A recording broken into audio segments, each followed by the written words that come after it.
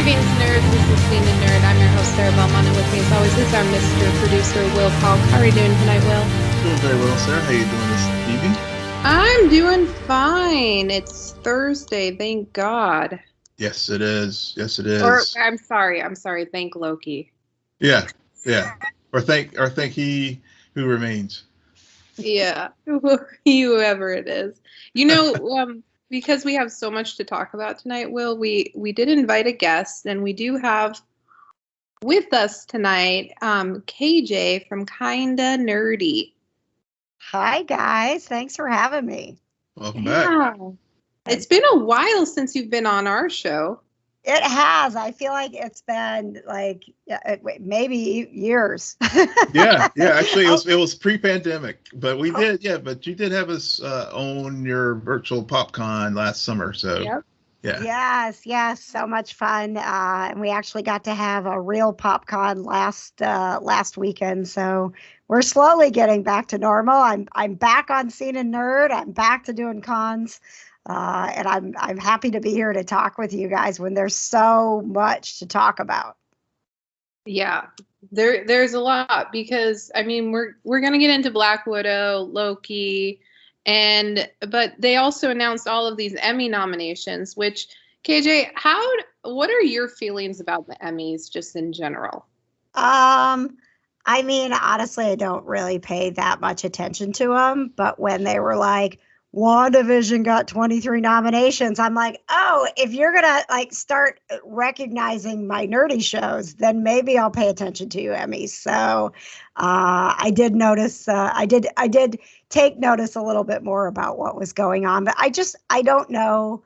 I mean, it's been so long. I don't know how relevant the Emmys are, but going after the geek crowd, certainly, we're loyal to our shows. So if you want people to tune in, then nominate WandaVision and Falcon and the Winter Soldier and The Mandalorian and all of these shows. Yeah. And all of a sudden, you're going to have some numbers coming in from the geek viewers.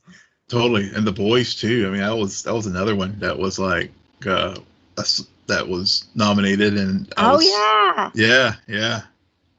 Yep, The Boys. The one that bothers me though is because this is what I don't like about the Emmys is I like how they're starting to recognize that genre television is worth awarding and praising when it's done well.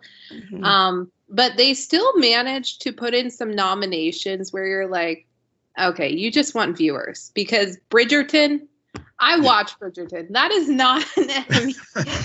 It's a decent show, but are you kidding me? I couldn't do it, Sarah.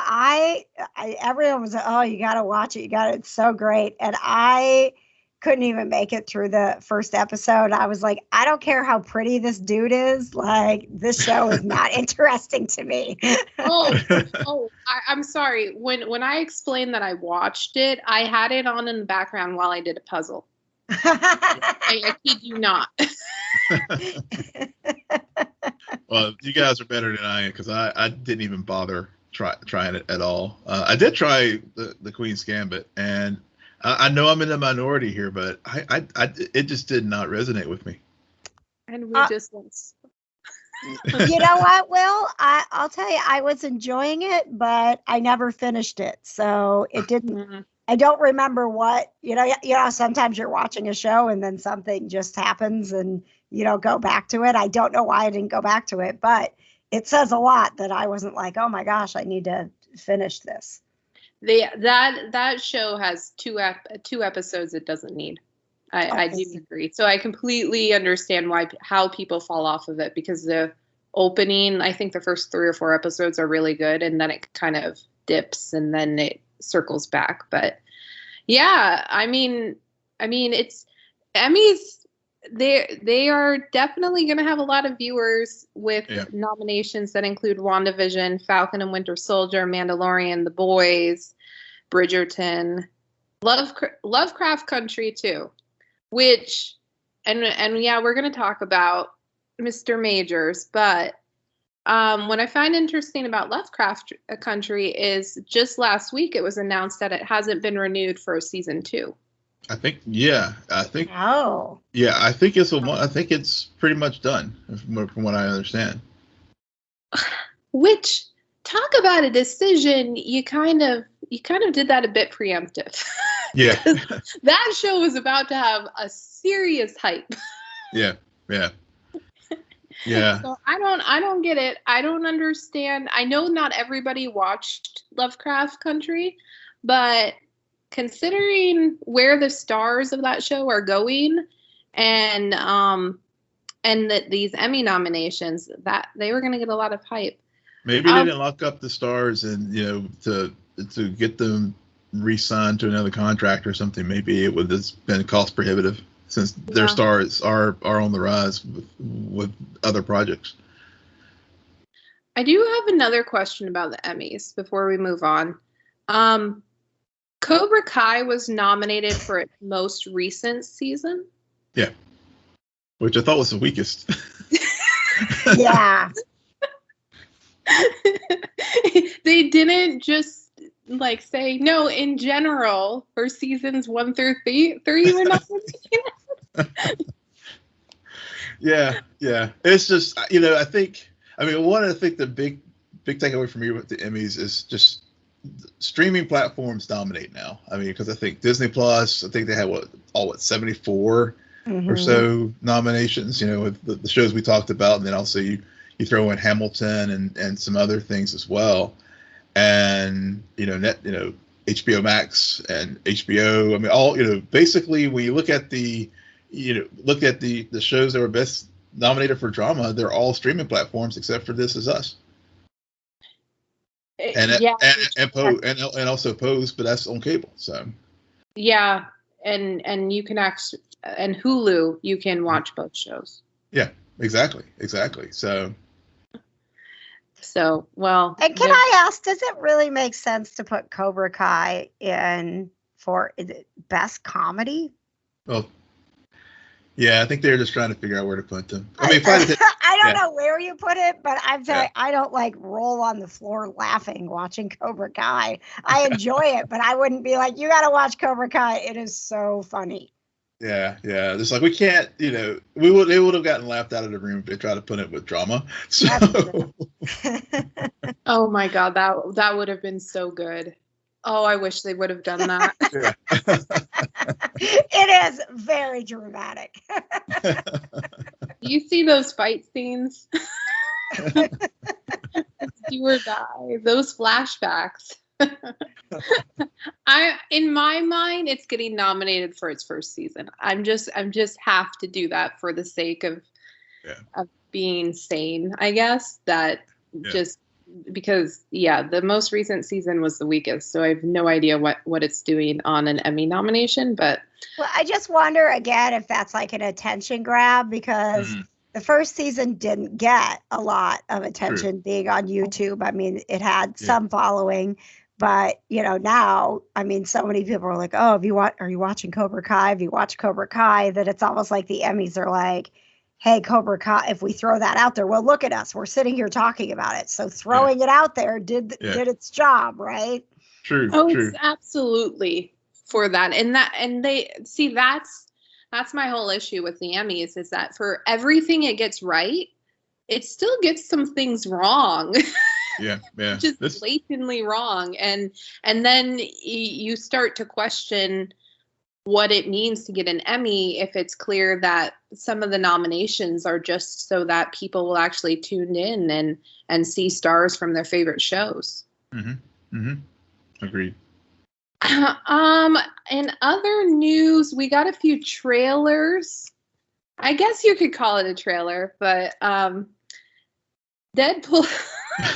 I did watch this, Will. I did. Good. So did all of my homework this week. Awesome.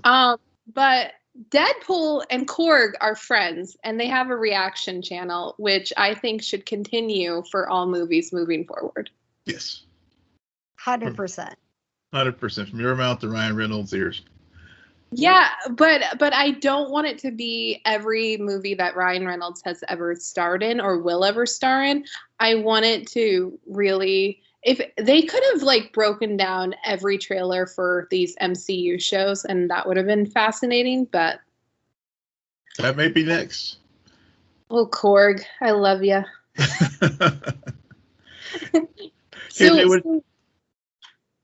What's that? I said, what were your thoughts of the Korg and Deadpool hanging out? Oh, I was just like, I mean, certainly that was, Ryan Reynolds was like, Deadpool needs to hang out with Korg. But I was like, this is so brilliant because until they were hanging out together, that's not, I don't know how I imagined Deadpool, making his debut in the MCU, but it wasn't with Korg. So right. That was a really nice surprise. Yep. And it was a good ad placement for Free Guy too. Mm-hmm. Yeah, for sure. Which a lot of us have forgotten about. Well, yeah. I mean, that was the brilliance of that trailer or advertisement, whatever you want to call it, because at the very beginning, I mean, Deadpool's like, yeah, didn't that movie come out like last 2 years ago? He just like even like it was just so many like meta things about it. But to your point, Sarah, yeah, they need. The next one they do needs to like be an MCU film that Ryan's not in. So, but yeah, I think it was just genius. It just sort of just dropped out of nowhere on Loki finale day, and so it's just like, man, this is like the gift keeps on giving. Yeah. Or I mean, I'm going to interpret this as Deadpool. The next Deadpool movie will be Deadpool and Korg. Yeah. We can only hope. Korg pull, if you will. The other trailer that was a real trailer that we got was for Titans season 3. KJ, yes. Do you watch Titans? Oh my gosh, I'm madly in love with Titans. Discuss this with me then. What's that? You shouldn't discuss it with me then, because I'm not its biggest fan. I tolerate Titans. Really? See, I think, and we go into this a lot on the Kind of Nerdy Girls. I can't tell if it's really like that, like this high caliber show, or if it's just that I've set the bar so low for DC in my life that I'm like, I can enjoy this one, right? We did not watch it until we got HBO Max, so we were late to the game with it, but I did enjoy it. I mean, I have a cat named Grayson. I needed someone to be a good Dick Grayson for the sake of my cat. And I mean, it is a little, I would say it's a little extra, but I'm good with the dark, the way that they're doing this. I think in the movie side of things, it's so dark that it's just like, ugh, I just don't like it. But what they're doing with these characters, I think, the tone is right for it. And it is one of the few DC things that I do enjoy. So I was pretty excited about the trailer. Yeah, I'm there with you. I think we watched it whenever it was on the DC universe and covered seasons 1 and 2, and of course the other shows as well. Doom Patrol, which is our favorite. Yes. And even Stargirl was surprisingly good. Even though it's going to be 100% on CW in the fall. I hope that doesn't ruin it. It was such a little gem. I love Stargirl. Yeah, but I really enjoyed this trailer because I mean they're doing their take on Death in the Family, and we getting the Red Hood, so it was fire and Starfire. I mean, yeah. And Blackfire. I mean, I think it's gonna be a season regular this third season as well. So, I think it looks like they're gonna have a very solid season. I know trailers. Will say I could do without Hawk and Dove. They annoy me. Yes. Is that Sarah? You too? Well, I have my Raven. I think her name is right. Yeah. Yep. Yeah.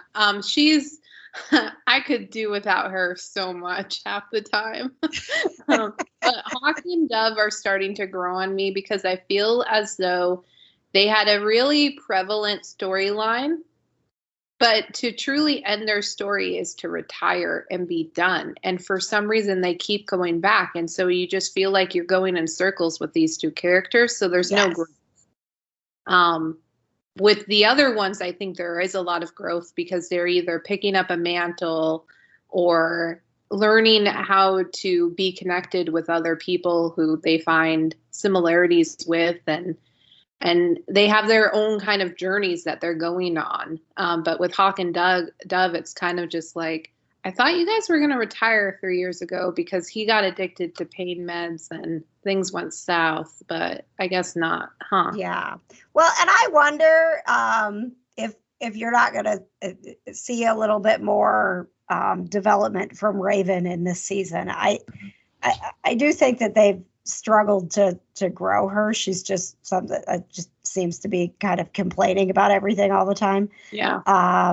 But she needs to come into her own a little bit more. And I felt like in the trailer, maybe we got a glimpse that maybe she does that in season 3.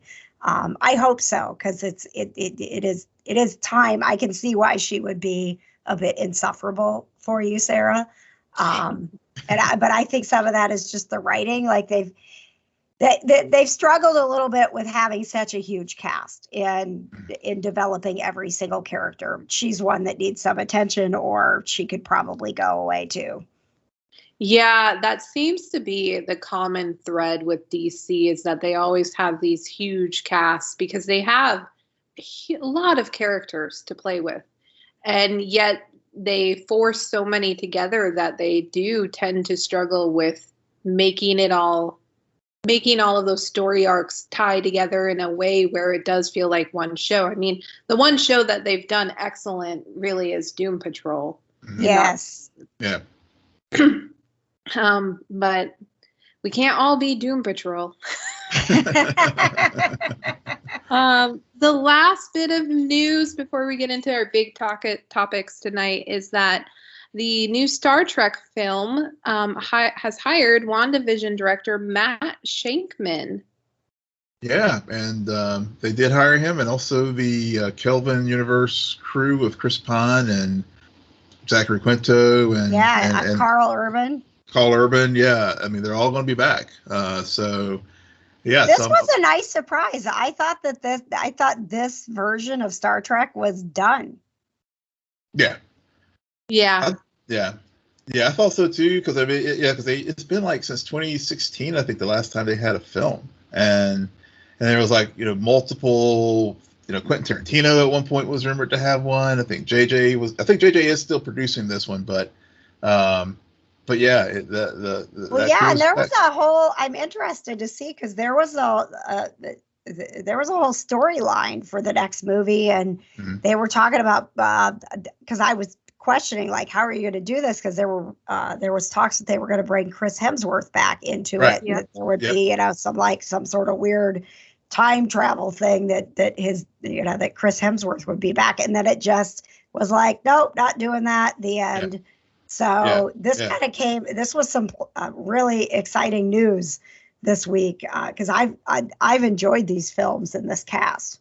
Yeah, and Shakman did such a tremendous job with WandaVision. So again, it's like when fandom worlds collide, it's just a great thing. Sort of like with James Gunn and Suicide Squad coming up, but we'll save that for August. So. August. All right, guys. So now we're going to get into film review and some spoiler talk with Black Widow. I'm assuming both of you have seen the movie. Twice. I actually just watched it again right before we started chatting. Okay. You're such an overachiever. How was it the second time around? You know what? I really, really enjoyed it. I'll tell you that the first time that we watched it, it was killing me a little bit that we had PopCon here in Indianapolis opening weekend of Black Widow, because I mean, I've spent my whole life wanting a Black Widow movie, and then the weekend it came out, I couldn't see it because I Right. was so busy. So we were a little tired on Monday when I still don't have my voice back. I'm sorry, you guys. But we were a little tired. I still enjoyed it. I did not fall asleep at all, but it was just like we were kind of in this haze of Right. recovering from Right. 3 days of con life. So I was like, I want to watch it again. And there was nothing that I missed, but it really kind of solidified, like, man, this movie, it flowed so great. The action was great. The way that they choreographed the scenes. I mean, in the third act, it got a little CGI, MCU third act craziness again, but that's what they do.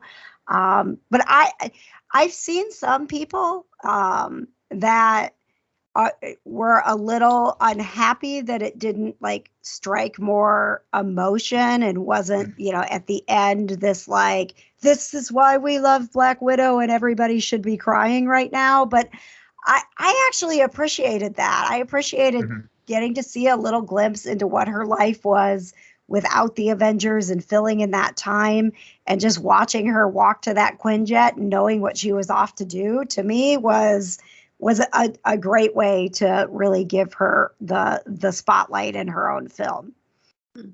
Yeah. Will, what about you? Yeah, I was just listening to KJ, and I was just thinking, because I've seen that similar complaint, and while you were talking to KJ, I was thinking about when you were talking about the stories of for Natasha that we have heard about and stuff, and I immediately thought about Solo, because thinking of the parallels where, in the sense that, in Black Widow, we finally do get more what was on the story of Budapest and the Red Room and things like that. Oh my gosh, did you scream finally when Budapest popped up? I did. I like noticed my buddy when I was in the theater. I was like, it's finally there.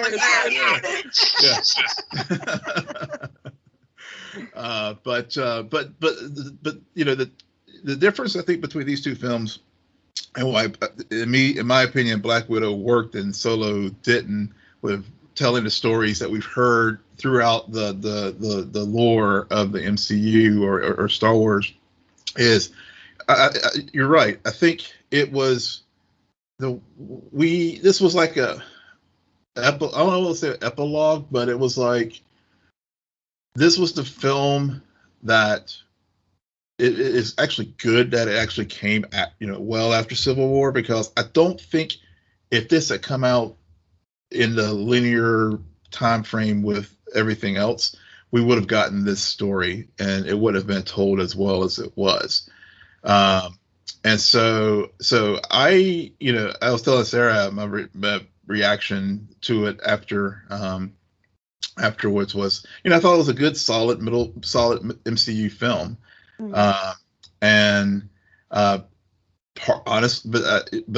there's another part of me that I also felt like, this actually could have been possibly developed into a Disney Plus series too, with some of especially what we've seen, what they've done in those Disney Plus shows, and really get into the character arcs and character stories, because it really, this film, and now especially having it in the context of watching it with the Disney Plus shows in the back, also going concurrently, there was, I felt like it was like, yes, it was an MCU film, and it was that usual push pull that we always, the formulaic beats that we see in those films, but so they were building on these story character things, but I almost felt like those things weren't so much about Natasha, but they were more about Yelena, as far as introducing her. I mean, there was the character growth, but I mean, there were things. I guess my point is, I don't think I learned anything new about Natasha in this film, but I did learn more about. I guess this sort of fleshed out what we already knew about her. Yeah. I do agree with that, but I think in developing Yelena and seeing this part of Natasha's life, it really solidified what a rock she has been through all of this for the Avengers, given that so much of her life was not hers. And then I thought really, like seeing that little glimpse of her life in Ohio, and you're like, oh my gosh, there was because we learned right away when she went to get Bruce Banner, and he's like, isn't she a little young for a spy? And she's like, that's when I started.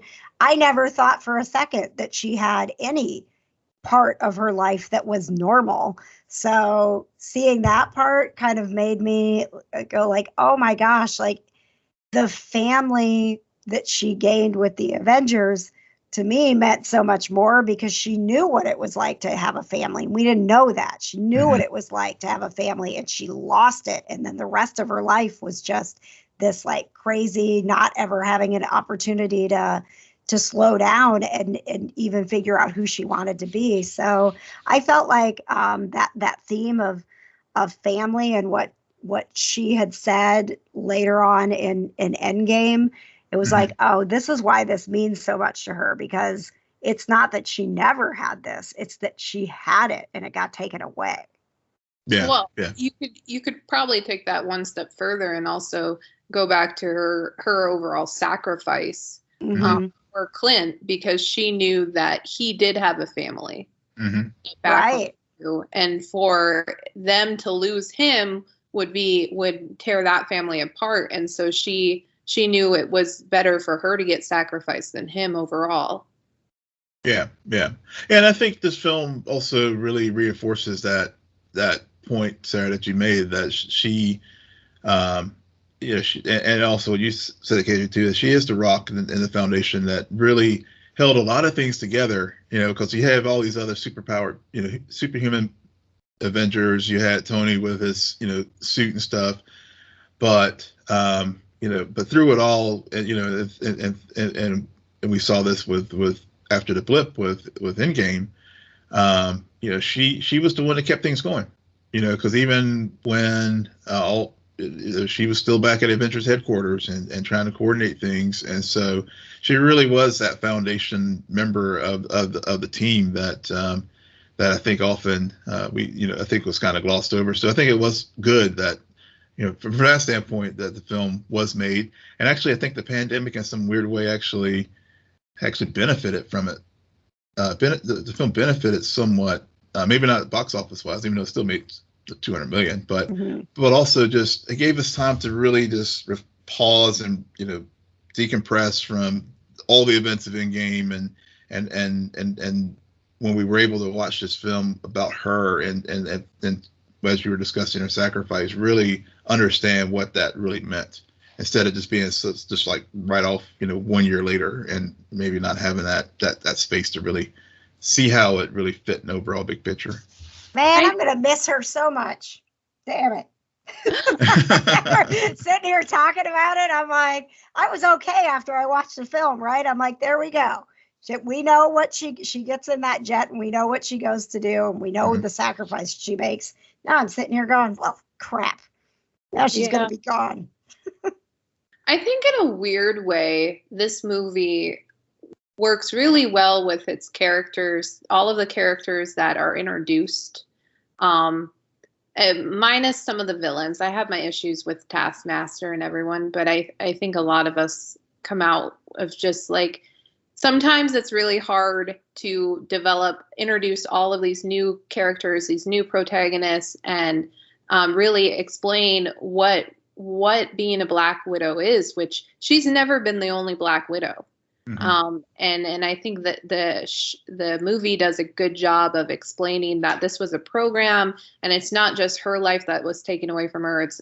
It's thousands of girls who had their whole lives taken away from them and been manipulated by this man and everything. But I think really for me, the movie did well as a drama about these two sisters, and this Black Widow program. And then the cringe came when it went to like, but this is an MCU movie. Yeah.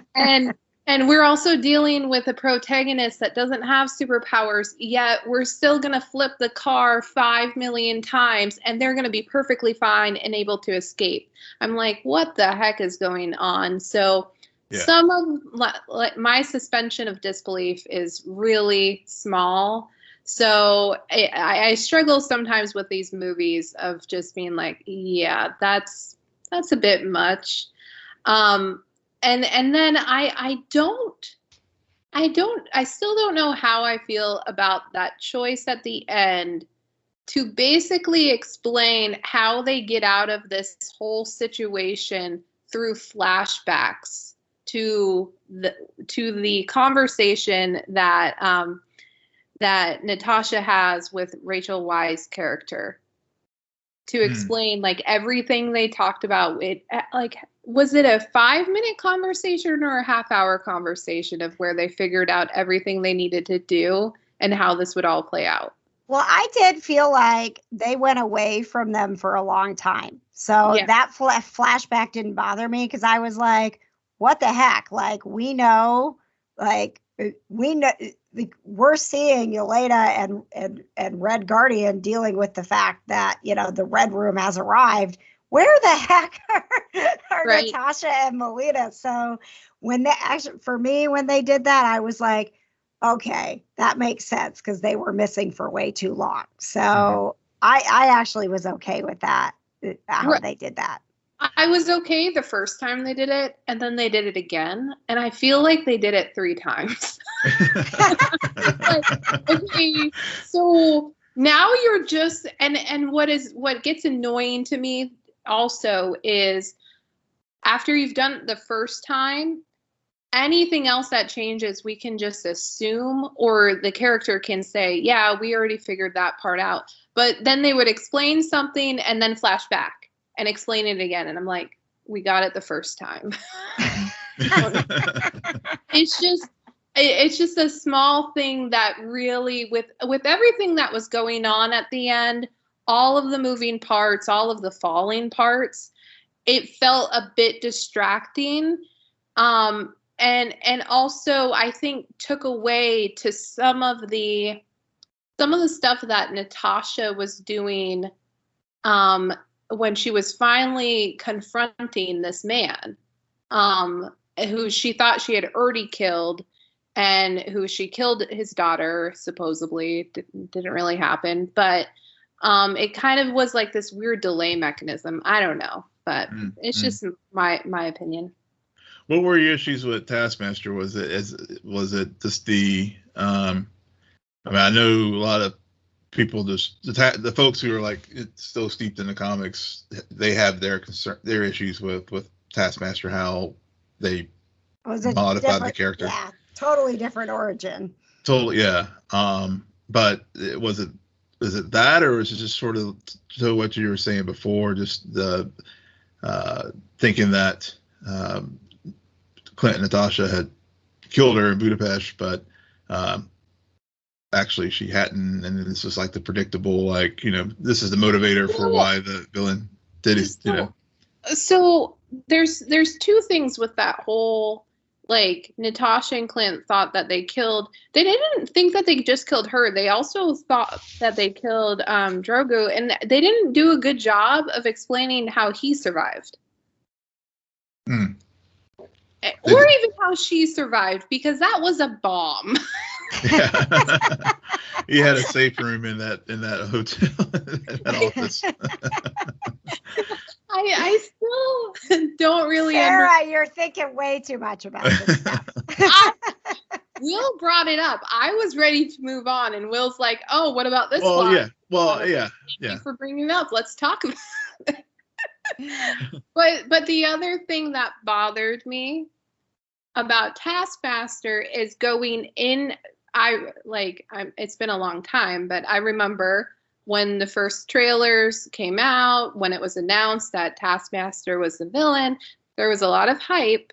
And me not having read the comic books, I don't understand the full history and the origin. So if there's a different origin in the movie, that never bothers me. But what did bother me is I felt as though I was told that this character would have a bigger overall impact. And instead, we got a henchman. Mm-hmm. And a henchman whose story could have actually been really compelling if she was, I don't know, able to talk, able to for them to kind of give her perspective on everything, because that was her dad. And I wonder, Sarah, if some of this isn't that we're not going to get that story moving forward, because I mean, they still won't like come out and say we're getting the Thunderbolts together, but like they're getting the Thunderbolts together, and so we may see. I actually, and going back to what you were talking about, Will, in the Disney Plus series, I could see them easily, with whatever transpires with Yelena going off to, hunt Clint, that there could be a Black Widow series now on Disney Plus where we're getting more of what Yelena is going through without Natasha and without the Red Room, and what does that mean for Taskmaster, and does she turn around and take all of this awful stuff that her father did to her and become one of the good guys? I mean, I think that there's a lot of ways that they could take all of these characters and develop them further in the MCU. For me, the person that everybody's like screaming about, like, we want a series or we want a movie, that I was not overly impressed with. I hope I don't get like booed out of here, but I didn't love Red Guardian. I felt like he was way too much of a buffoon. Like, people liked him. Yes. Yes. Yeah. They're screaming for a Red Guardian movie. Go watch Stranger Things. Exactly. Okay, you guys are making me feel so much better, because even on the second watch, I'm like, this is not great. Like, this does not fit in. Yeah. With the movie. Yeah. No. I mean, I really enjoy David Harbour's work, and like Sarah said, go watch Stranger Things. But I wasn't walking out of the movie theater like saying, "Oh, I gotta have more Red Guardian." Not at all. No. I was like, I mean, when I saw that, I was like, that might be, if they do that, that might be the first MCU movie that I don't see. His character didn't stand out to me as someone who was pointless or who I could do without, but I don't know why you would want a solo Red Guardian movie without a character like, I keep blanking, Melina involved in it, or even Yelena, because with Yelena, they did have a really cute moment when he tried to, in his own way, comfort his not kind of sort of daughter. Which I would love a family therapy session series. Get the therapist that they used in Falcon Winter Soldier, please. Work through all of Yelena's daddy issues. I think that would be really smart, and I would watch that show in a heartbeat. But that character, you got a lot of sense of his origin in this movie. And the only reason why it's meaningful is it's because it's connected to these two girls. Yeah. Exactly. So, yeah, that's interesting. And and Florence Pugh continues to do no wrong, but yes. Yeah. Yeah, it's funny. I had, I guess it's to show that the time and stuff. I had completely forgotten that she was going to be in the Hawkeye show. So, when I saw the end credit there, the at the end there, I was just like, I was super hyped, and I was just like, oh wow! So I was just like, when are we gonna get together? So I like quickly, so I was like quickly Googled and stuff. Oh, that's right, she is gonna be in Hawkeye. So, and I guess they did do some reshoots with that. I guess due to last year to sync it up.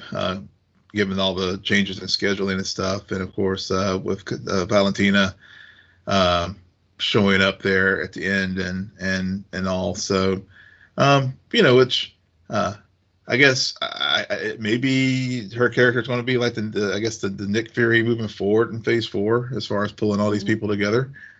But she's clearly answering to someone as well. I mean, she's, she made that remark about, Yelena saying she needs to get paid more. And she's like, you and me both. Like, and even in the conversation she had with John Walker, there's somebody else above her. Yeah. Yeah. Yeah. Probably Jonathan Majors. Which leads us to Loki season finale. For all of time, always. Okay, so if Wandavision got 23 nominations, hopefully Loki gets 24 nominations, because I love this season of television. I think it's so great. It's the finale was, for me, perfect. I love that episode. And I love all of the twists. I like how it was satisfying, yet you want more. And in a way, it managed to do what shows struggle to do, which allows us to theorize, allows us to be right about our predictions and wrong about our predictions all at the same freaking time. Yeah, for sure. Oh, man. KJ, what are your opening thoughts about Loki season finale?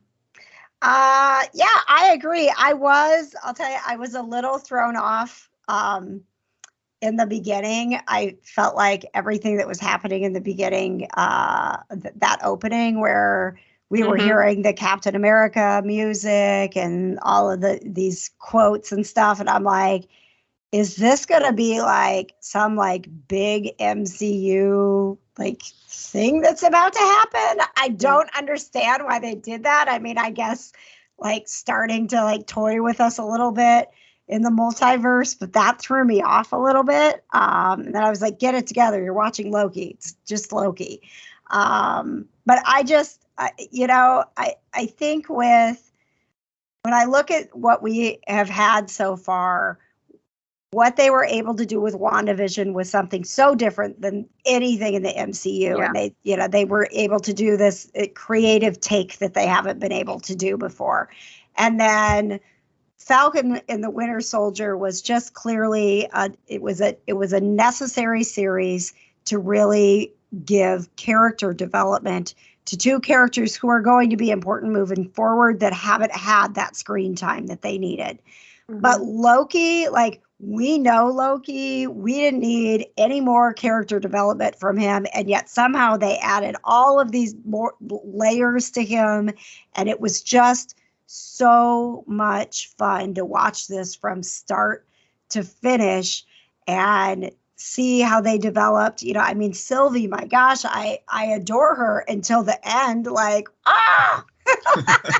Don't do it. Yeah. Don't do I it. felt like she stabbed me. Like, absolutely. And you say they added all of these layers. I think they just added variants. It just 50 variants of Loki. That is Loki in a nutshell. Yeah.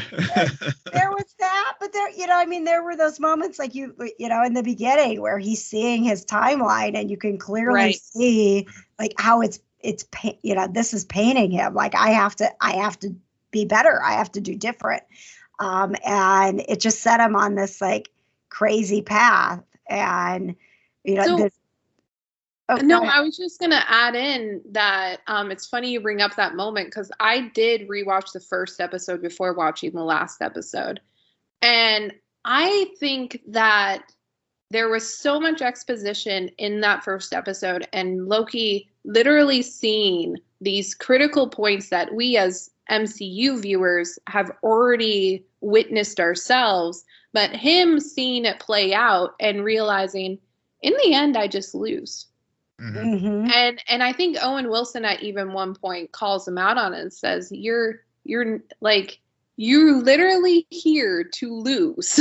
That's and through this whole adventure, he really does figure out that humanity and living, it's surviving and it's free will, and he does this transformation in a very Loki-esque way that I'm still trying to figure out what it is, but it's not like suddenly he sees his death and is like, no, I gotta figure a way out of it, or I gotta figure out a way to win. It's like, well, clearly I'm off the path, so if I keep going, what else is there? And then he finds Sylvie, and we know the rest. But Will, what about you? Yeah, just to start with saying I enjoyed the finale as well. Last week whenever you and I talked about the penultimate, I was like, hopefully they'll do something different this in the finale, because we know how hard it is for the MCU sometimes to nail the landing, and I felt, given that, and I did get spoiled before watching it, that we were going to get a second season, but so that did color my viewing, I think, of it a little bit. I thought it did what a good season finale is supposed to do. It closed up the main some of the main points that were part of this season, and then but also opens the door to not only season 2 of this show, but also, given that it's connected to the larger MCU, it definitely clearly opened up all of that for I guess Doctor Strange too. I think Spider-Man too. There is apparently some tie-ins with that. Go back to Wandavision. I mean, even the whole series about the whole. I mean, every episode we were talking about Nexus events and Nexus beings. So so with Loki being a Nexus being. I mean, at this point, and and meeting he who reigns as a Nexus being. So I thought structurally, they did a solid job, and they did do something different this episode where we didn't get like we got some fight scenes and some action and stuff, but it was really, it was really like kind of an afterthought in some regards. It was because it wasn't like this driving big battle. It was really they were all thinking through, what is my part in this, and what are the ramifications of my choices, and do I actually get a choice? Exactly. Exactly, and if they had this big battle, it would have been like completely inconsistent with the tone they've had in the prior 5 episodes, because that wasn't this show. So I'm glad, so they did meet my expectation. They did meet my hope that it would be something different, and it was. And so, sorry. Yeah. Just to add on to that point about how there wasn't a big battle or anything or special effects, the battle was all of wit and really playing this chess game and trying to think, oddly enough, each other out, like figure out how do I convince Sylvie that killing him is the wrong move? Sylvie trying to convince Loki, no, killing him is the right one. And then he I'm gonna call him Immortus, because ever since you brought up something to me, Will, I'm like, yeah, you're right. But Immortus is just sitting there and being like, well, I've already put the pieces where they need to be. And a part of me still thinks he knew that Sylvie was going to kill him. He knew. And because we never got confirmation about why Sylvie was taken by the TVA in the first place, which I suspect she was taken because he needed her to be aware of the TVA and go on this revenge mission. So all of this would have happened. Yep, you're right. I think that's exactly what it. Yeah, because I mean that's he explained foreseen everything, and that makes total sense. Which is very ironic because Sylvie's whole point of killing him is to prove that she does have free will and she wants to unleash it for everyone. And it's like, well, no, because he knew that by taking you, then you would have ultimately not been able to get over it. So, yeah. So what happens now is like Mobius and the TVA, are they the only ones that don't remember Loki, or like is Loki erased? Like nobody's gonna know who he is. Well, or was he sent back to the right or wrong timeline? Oh yeah. Yeah. That's the other theory out there. Yeah, but also I thought the TVA existed outside of the timelines. So maybe it was. Now who's thinking about things way too hard? No, sometimes I just think about this multiverse stuff and it hurts. It hurts. It does hurt because I wouldn't think it does. To me, it doesn't make sense to have like billions and billions, infinite numbers of TVAs if you're trying to preserve one sacred timeline. Right, there's supposed to just be one. Yeah, so I think. But did that get all screwed up because Sylvie went and made the wrong choice? So I think Sylvie made the wrong choice. I think, Ravonna Renslayer, she escaped to go somewhere. Right. So she could easily have manipulated events such that, of course we get the Planet of the Apes moment too, where, we go from three timekeepers to the singular timekeeper, when Loki returns, even though, shame on me for not recognizing this clue early on, but I guess the center timekeeper when they had the triumvirate was a variant of Kang from the comics, or not from the comics, from the animated series. So was it really? I didn't know that. Yeah. So maybe whenever Sylvie, when it got sent back, I think, and all the the divergent things happened. I mean, maybe it was like a reset because he knew what was going to up to that point, because even in episode I think he does say up to this point I know what was going to happen, but from here forward, I have no idea what's going to happen from here. Yeah, but that's another thing I really liked about that whole conversation, and how we're just three villains in a room. I mean, we're all villains, and how we've learned to view Sylvie and Loki in this protagonist hero site, and yet you see them kind of like in this quandary of ethical decision making and like selfish desires versus like for the sake of the world. And Loki's wanting to save everyone because he believes that this guy's telling the truth. But I still don't know. I mean, I kind of believe he really did. He out Loki'd Loki. Yeah. Because in a way, 90% of what he was saying was true, but he also incorporated about 10% of fibs where you're like, are you really telling the truth? Like, I don't know. I'm pretty sure you're smart enough to kind of figure out how this next part is going to play out, but we'll see. That's the gambit of it all, right? Mm-hmm. For sure. Something else though, Will, in talking about where Loki got sent to, Sylvie killed him after she kicked Loki to the curb. Right. So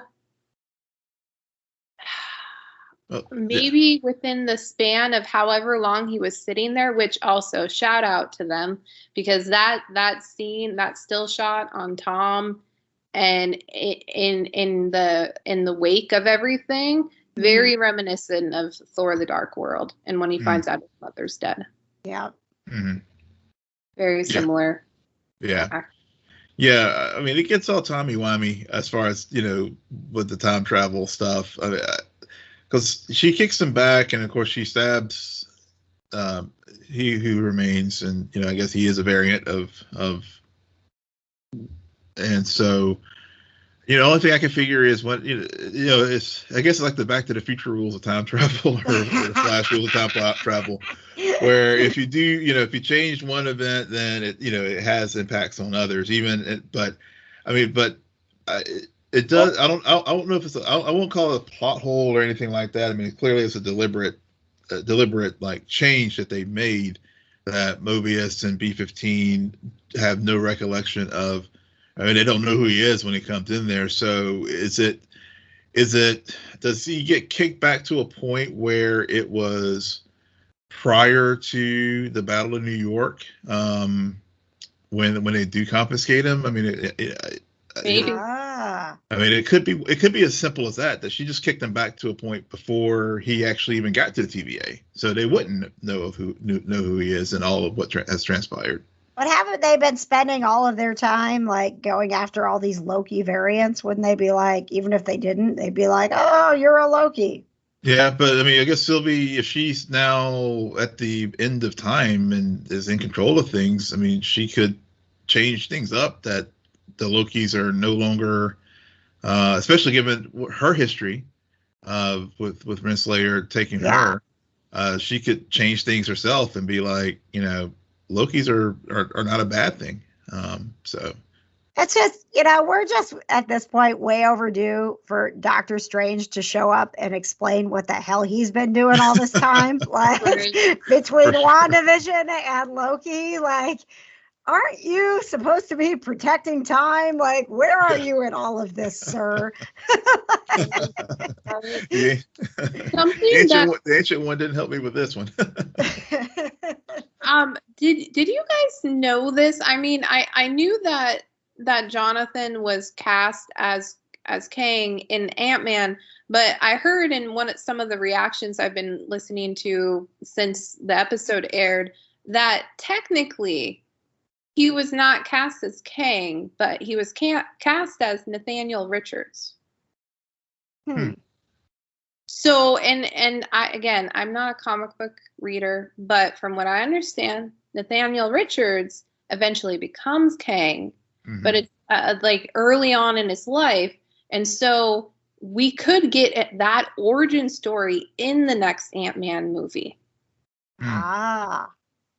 So he's not necessarily the big bad, which then blew my mind, because the more I understand about He Who Remains and Immortus, is that those are kind of versions of Kang at the end of his life. And so in Ant-Man, we'll get him at the beginning. And so they, with Thanos, Feige really was like, no, we're just going to tease, and then give you basically Infinity War, which half belonged to Thanos to understand his whole pathos and mission. But with Kang, they're taking a very different approach. And I'm very curious of how far they stretch it, so to speak. Like, how far are they going to take this character until it is really an Avengers movie? And they are walking a fine line, because it could get a bit redundant. But hats off to Jonathan Majors, because I think he's going to have so much fun. Yeah. Playing all the variants. For sure. Definitely. Yeah, I haven't heard about the Nathaniel Richards thing, and because I'm not as steeped in Marvel comic lore beyond some of the top line characters. So, I'll have to look into that one. That's especially. It would be cool after seeing like this kind of the chaos that ultimately he's got to make this decision to control the timeline, to just kind of see who he was as a normal guy before this all happened. Oh, I think it's imperative we see that, because we get the beautiful history lesson, which did not bore me in the slightest, and that's not sarcasm. But I wanted more. I want to actually see these characters and how the variants kind of started to clash.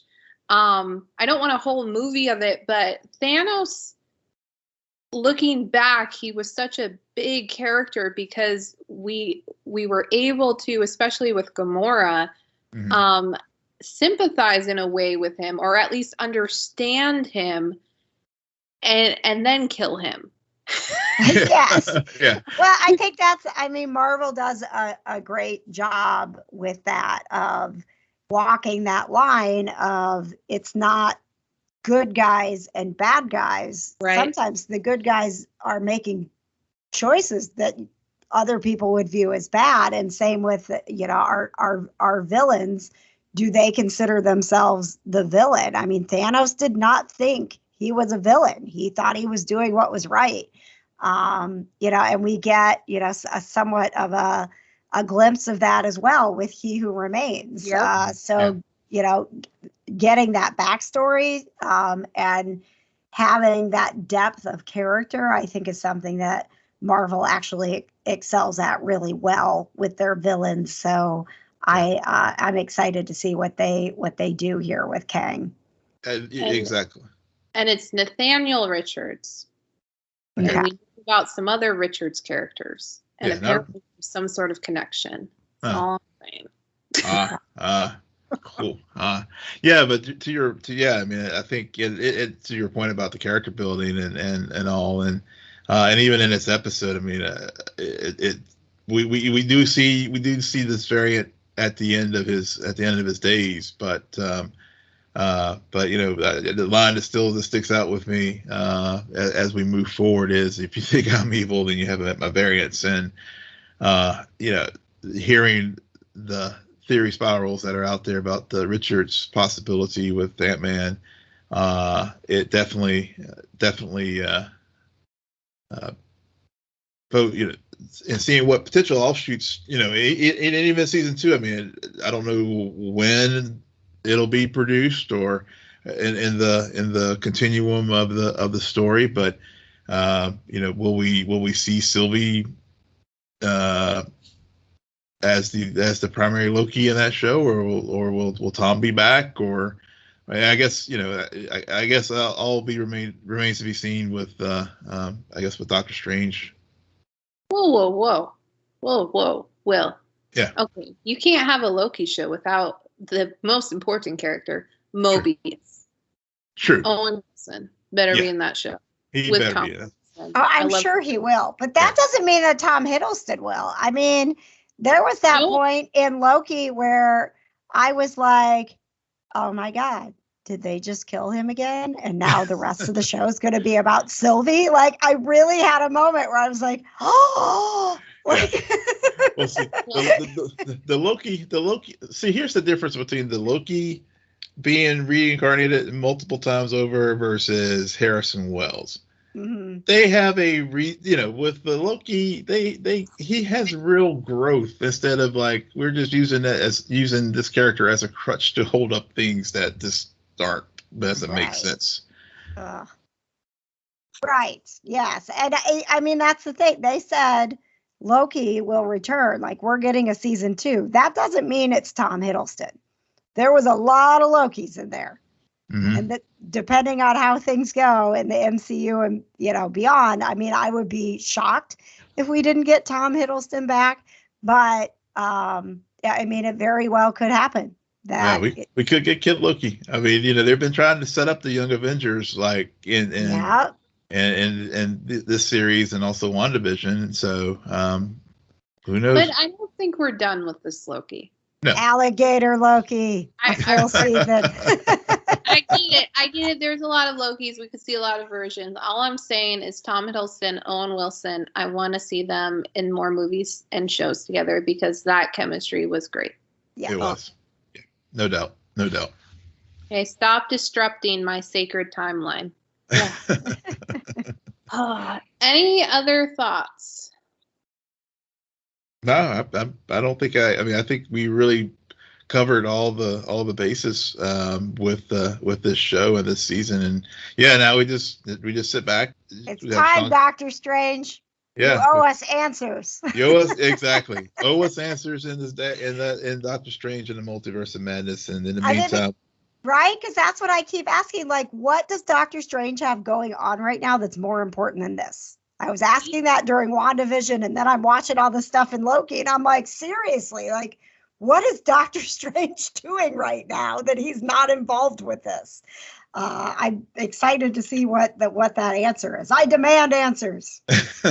I hope that he's just been on hold with Miss Minutes the entire time. Because we know she was the real villain. Yeah. All right. KJ, it was great as always to have you on their show. Do you feel free to plug anything, and why don't you tell our listeners where they can find you? Thank you. Yes, you can find all things that I do at kjontheair.com. My podcast is The Kind of Nerdy Girls, and I am very fortunate that I'm surrounded by just some ridiculously funny women who come from different angles, from gaming to the Hallmark movies to Marvel. We kind of cover everything in fandom. Right now we have Christmas in July going on, where we are celebrating the 12 days of Chris Evans. I watched Puncture today. I'd never seen that. That was Tia from Geek Vibes Nation. That was her request to put on the list this year. And I have some words for her, because that was an emotional roller coaster I did not appreciate in my life. But we do all kinds of fun stuff like that. So kind of Nerdy Girls is our podcast. We're in all the places: Spotify, Apple, Google, you name it. And then I have part of the reason I haven't been here with Sarah and Will is because I've been developing a TV show, which is launching. Our flagship station here in Indianapolis is launching a full season this Saturday. We just had a Kickstarter and got the full season launched. And now we're looking at syndication. And if you're not listening in Indianapolis, because I know most of you probably aren't, we are on YouTube. You can look for Paranormal. It's Paranormal XRoad is the name of the show. Our YouTube channel is Paranormal XRoad. And we're a team of female investigators who actually go into people's homes. And instead of, I don't like haunted places, and I never watch scary movies, and I've actually never seen a paranormal show. So I'm not quite sure how I ended up on this show, but they seem to like me. So we go into people's homes, and when they have weird stuff going on, we pull out all of the equipment and talk to their dead relatives. And sometimes we talk to their cats and dogs that have passed. And it's the feel-good paranormal show that people have been waiting for, is what I've been told. So you can check that out, paranormalxroad.com. Yay, congratulations. Yeah. Thank you, guys. Thanks for being so supportive of all my things. Yeah. However, I can't promise to you that I would watch that, because I don't do well with scary things. Nothing about it is scary. I promise you, Sarah. I am the biggest wimp, and nothing has been scary. It's every single episode, people are crying happy tears. It's like the Oprah of paranormal. Oh, that's it. That's a good tagline. I was gonna go with Casper, but okay. Yeah, you need to use that. You need to put that on the Oprah of paranormal, so people. I don't know if Oprah will eventually cease and desist that, but I'll go as long as I can with it. Yeah. I don't know. If you say it's the Oprah of paranormal TV shows, then it's like you get a ghost and you get a ghost and you get everybody gets a ghost. No. Well, everybody gets a friendly ghost, Sarah. How about that? Okay. Will, where can our listeners find you? Yes, you can find me. Thanks for joining us again tonight, KJ. But it was great to have you with us. And you. Oh my gosh! And I'll see you, Will, at hopefully at GalaxyCon, or if you don't come to GalaxyCon in Raleigh, let's at least maybe meet for dinner or something that you're, like comfortable doing. I can't come to Raleigh and not meet you in person. Exactly. Yeah, look forward to meeting you and producer Patches in Raleigh. So we'll see you later this month. And you can always find me on Twitter at WILLMPOLK. And you can follow me on Twitter at SJ Belmont, SJBELMONT. Please follow our crew on Twitter at CNN Nerd. Friend us on Facebook, follow us on Instagram, but most importantly, rate, follow, and comment on Apple Podcasts, Spotify, YouTube, Google Podcasts, or wherever you get your podcasts. Good night, Geek Out. You're welcome.